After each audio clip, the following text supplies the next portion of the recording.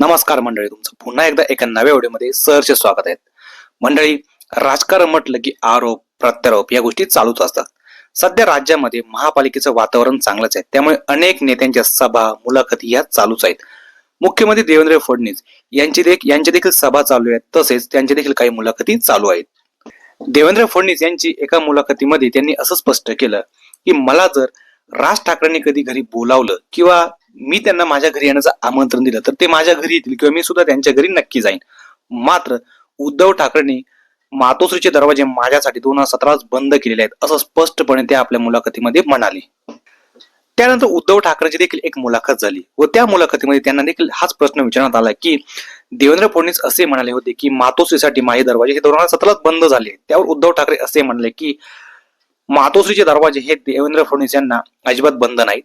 मात्र त्यांनी मातोश्री बदनाम केली, मातोश्रीचा अपमान केला आणि सगळ्यात महत्वाचं म्हणजे मी माणुसकी विसरणारा माणूस नाहीये.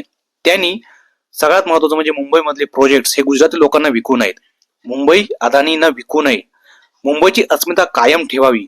या गोष्टी जर त्यांनी केल्या तर देवेंद्र फडणवीस यांना मी घरी जेवायलाही बोलीन असं स्पष्ट विधान त्यांनी आपल्या मुलाखतीमध्ये केलं.